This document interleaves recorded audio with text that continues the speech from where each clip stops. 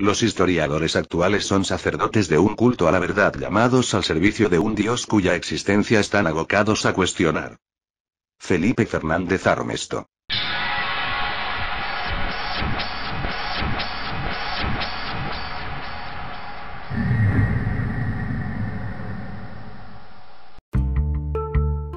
Hola chiquitines. ¿Cómo estáis? Hace tiempo se abordó el tema del mal empleado gentilicio azteca. En esa exposición se muestran distintas evidencias sobre cuál debería ser el nombre real del pueblo que se asentó en el lago de Texcoco, el cual creó a la larga un estado tan poderoso que es equiparable a la Roma de los Césares. Esta es la presentación de una serie titulada 13 o 9 mitos acerca de, el cual será la serie representativa del canal.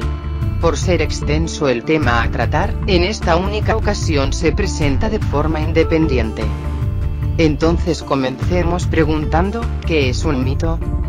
La palabra mito proviene del griego mitos, el cual significa relato o historia.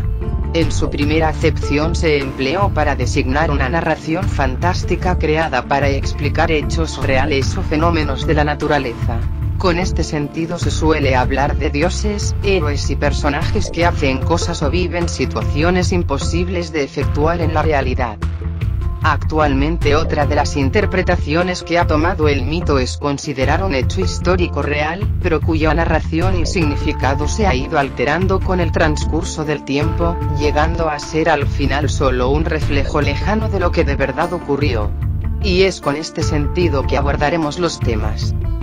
Otro mito muy conocido sobre el pueblo mexicano es el de la fundación de su capital, México Tenochtitlan. Aquí os traigo unas reflexiones acerca de dicho mito, pues plantea, al igual que el gentilicio, una serie de problemas que pocas veces se discute. Espero sea de vuestro agrado. Sin más, aquí está, un análisis del mito del águila y la serpiente.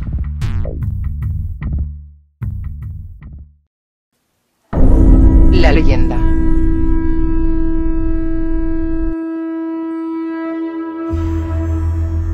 Es de dominio popular escuchar la historia de que los aztecas se detuvieron en el lugar designado por su dios, el cual sería donde encontraran a un águila parada sobre un nopal devorando una serpiente. Tan grande se volvió este mito que incluso se puede apreciar en la bandera actual del país. Esto es algo que resulta incomprensible si se busca en las fuentes antiguas el origen de la fundación de la capital de los Tenochtitlan.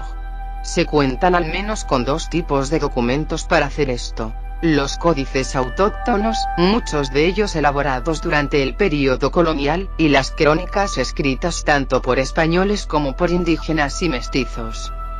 Algunas de estas crónicas relatan que, en realidad, los mexicas, después de haber sido expulsados de Iztacalco, se asentaron en un solitario islote ubicado en la parte salada del lago de Texcoco, el cual pertenecía al isla Tocayodl de Azcapotzalco, la máxima autoridad en aquel tiempo en la cuenca del Valle de México. Después de haber permanecido los mexicas ahí por un tiempo, el Tlatoaniacolnahuacatzin, soberano de Azcapotzalco, se percató de la ocupación de esa parte de sus tierras y mandó un mensajero para preguntar de quién se trataba. El documento titulado Manuscrito Mexicano 22 de la Biblioteca Nacional de Francia, conocido como Anales de Tlatelolco, expone este hecho de la siguiente forma. Cuando los mexicas llevaban allí 40 días, a Colnahuacatzin, Tlatoani de Azcapotzalco, mandó que fueran a ver el humo que se levantaba al interior del cañaveral. Envió al Tezcacoatl Tlacochcaltl, el cual fue a ver a los mexicas entre las cañas haciendo humareras. Al llegar les dijo: ¿Quiénes sois vosotros? He sido enviado por Acolnahuacatzin. Ellos le respondieron: Pues somos los mexicas. Luego fue a decirle al Tlatoani que eran los mexicas los que estaban ahumando. Una vez más lo envió, diciéndole: Diles a los mexicas que se establezcan allí, pues es en mi territorio donde se asentaron. Esto les doy a cambio del largo tiempo que han padecido sufrimiento, pues en ninguna parte hallan reposo. Ese islote, sórdido y abandonado, fue concedido a los menesterosos mexicas por la gracia del gobernante de Azcapotzalco. algo que tenía poco de glorioso y por ende, más adelante fue revestido con la gracia que el mito concede en este tipo de sucesos.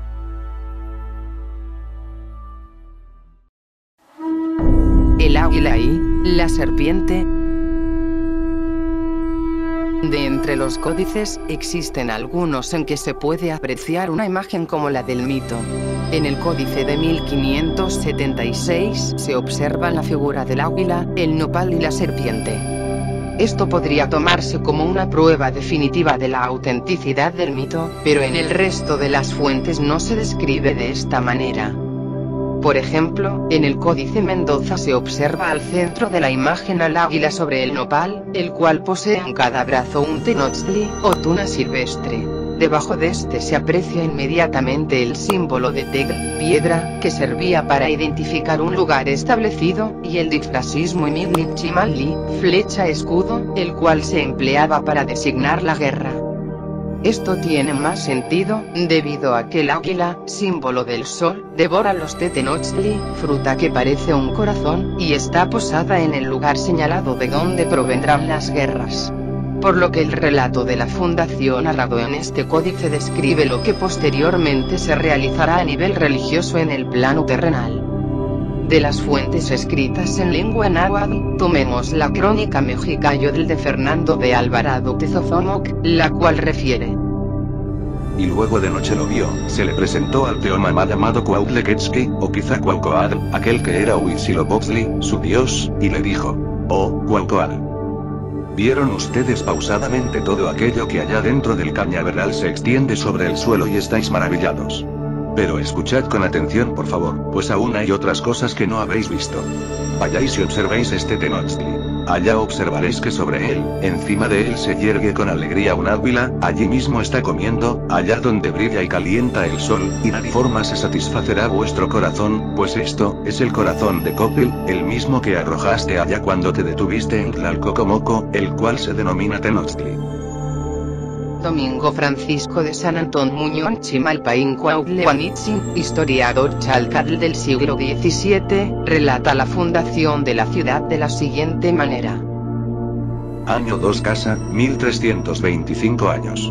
En este año vinieron a llegar los mexicas aquí, a la ciudad de México Tenochtitlan, cerca de Temazcaltitlán. Cuando se fueron a instalar, poco después vieron a lo lejos un tenochtli, allí donde ahora está la iglesia mayor. Sobre él estaba parada un águila, allí mismo se alimentaba, a sus pies estaban esparcidas de forma desordenada tanto plumas de pájaro como huesos.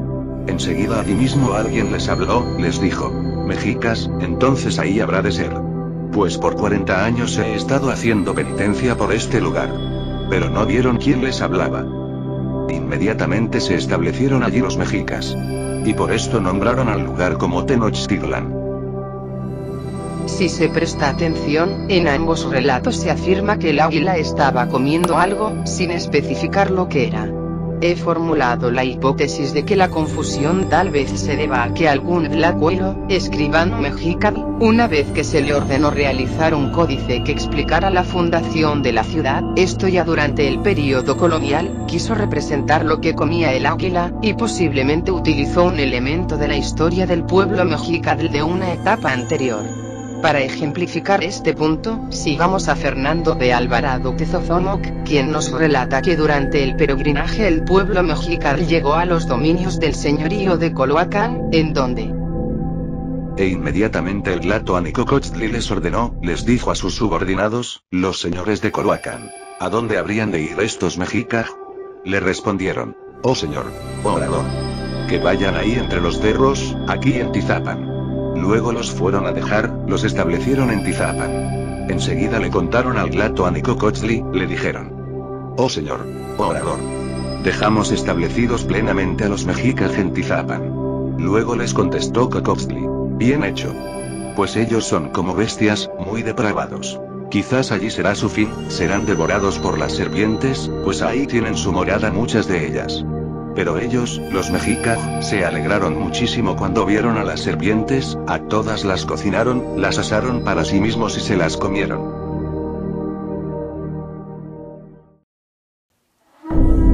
La expansión del mito. El mito del águila y la serpiente tuvo inicio un par de años después de consumada la independencia de lo que era el territorio de la Nueva España. Si recorremos un poco por la historia del lábaro patrio, nos encontramos que la primera representación del águila la vemos en el estandarte que usó el cura José María Morelos y Pavón. En ella se aprecia el águila parada sobre el nopal y portando una corona imperial sobre la cabeza. Este símbolo no reaparece hasta 1821, cuando por decreto del emperador Agustín de Iturbide, la bandera del llamado ejército trigarante se modificó, quedando las franjas en sentido vertical y los colores en el orden: verde, blanco y rojo. Al centro aparece un águila ligeramente de perfil, al estilo de las águilas imperiales romanas, ciñendo una corona y sin serpiente. En 1823, el Congreso propuso que se agregaran a la bandera unas ramas de encino y de laurel para identificar al México republicano. Se quitó la corona imperial al águila y colocaron en una de sus garras a la serpiente. A partir de aquí, el escudo mantuvo esa composición, con ligeras modificaciones de sus elementos, hasta que el gobierno federal promulgó el 23 de diciembre de 1967, la ley sobre las características y uso del escudo, la bandera y el himno nacional. La pregunta al aire es, ¿por qué se decidió agregar una serpiente al águila? De entre las hipótesis que existen, una de ellas, quizá la más viable, es que, en la embrionaria nación, de fuertes tendencias religiosas, quisieron agregar un elemento católico al escudo, representando entonces la serpiente al animal bíblico del Génesis.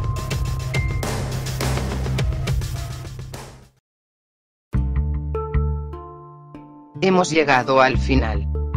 Espero de corazón que este vídeo haya sido de vuestro agrado y que haya despertado en vosotros el interés por las secuelas de esta serie. Un saludo. Nos veremos pronto. Zenka Mawiktikin Tlatoli. Yukin Chalchibiri. Yukin Quetzali. Sluisae. Tenéis razón, Atzapkan. Yo no te entendí, ¿qué dijiste? Este relato es maravilloso, Luisa, cual piedra o pluma hermosa.